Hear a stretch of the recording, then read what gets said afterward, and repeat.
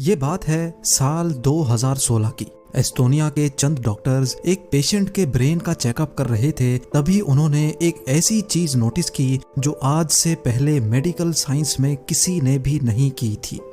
इस पेशेंट को एक दिमागी बीमारी थी जिसकी वजह से डॉक्टर्स इनकी ब्रेन एक्टिविटी को EEG के जरिए रिकॉर्ड कर रहे थे। तो ये डॉक्टर्स के लिए एक रूटीन का ब्रेन चेकअप, यानी वो बहुत नॉर्मली पेशेंट का टेस्ट कर रहे थे जैसे दूसरे पेशेंट्स का किया करते हैं।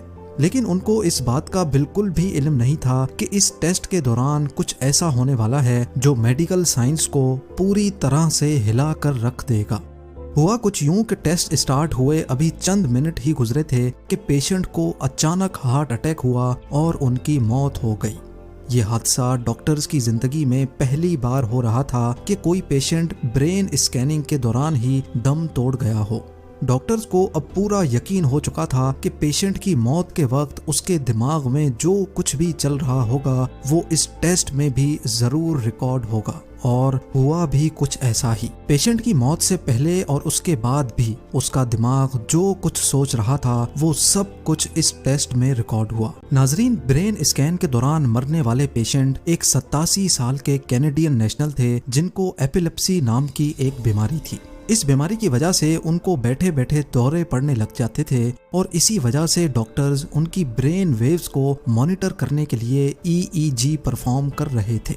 EEG यानी इलेक्ट्रोएन्सेफेलोग्राम एक ऐसा टेस्ट होता है जिसमें ब्रेन में चलने वाली इलेक्ट्रिकल एक्टिविटी को मॉनिटर किया जाता है। इस टेस्ट के लिए 1 दर्जन के करीब इलेक्ट्रोड्स को पेशेंट के सर पर चिपकाया जाता है जो ब्रेन सेल से प्रोड्यूस होने वाले इलेक्ट्रिकल चार्जेस को डिटेक्ट करता है और फिर कंप्यूटर स्क्रीन पर शो करता है।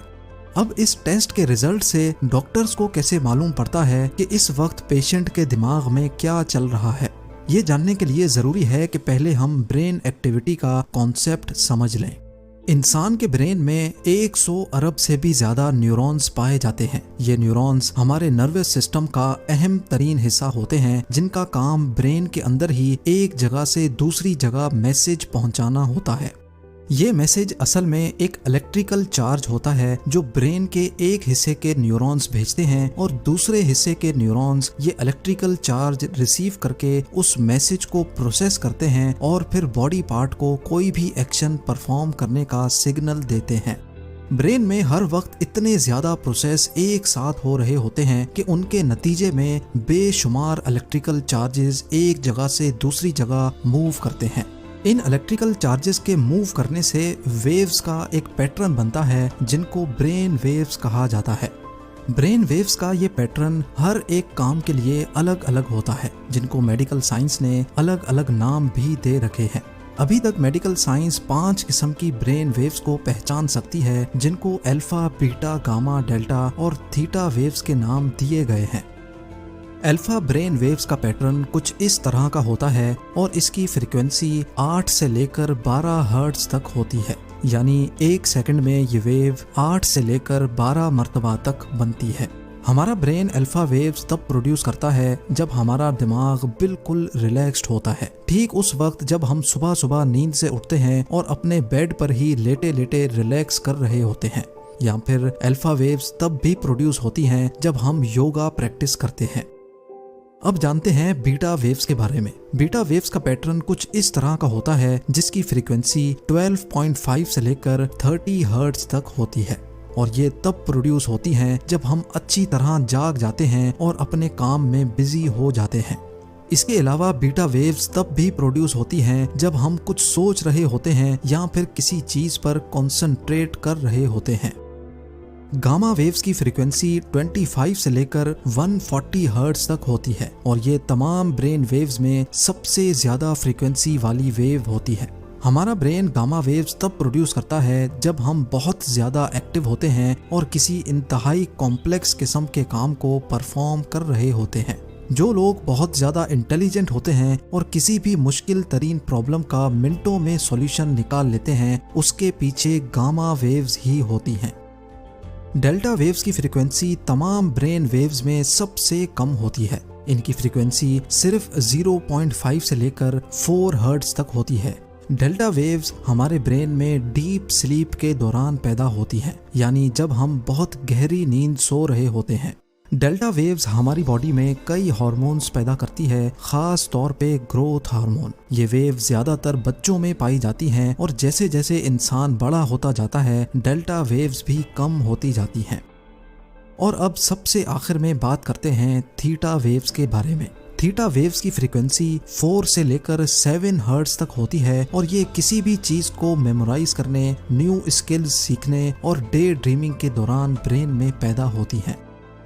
अब जब हम इन ब्रेन वेव्स की बेसिक्स जान चुके हैं तो अब हमें उस पेशेंट के ब्रेन स्कैन को समझने में थोड़ी आसानी होगी। जैसा कि हमने जाना कि गामा वेव्स की फ्रीक्वेंसी 25 से लेकर 140 तक होती है। इसी रेंज के अंदर एक और रेंज भी होती है जो 30 से लेकर 100 हर्ट्ज तक होती है।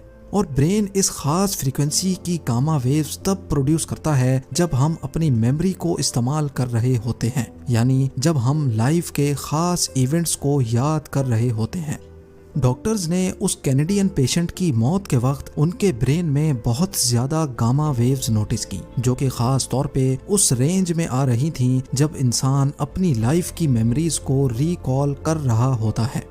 इससे पहले भी साइंसदानों ने मरते वक्त लोगों की ब्रेन एक्टिविटी को नोटिस करने की कोशिश की थी, लेकिन वो पूरी तरह उनको रिकॉर्ड नहीं कर पाए।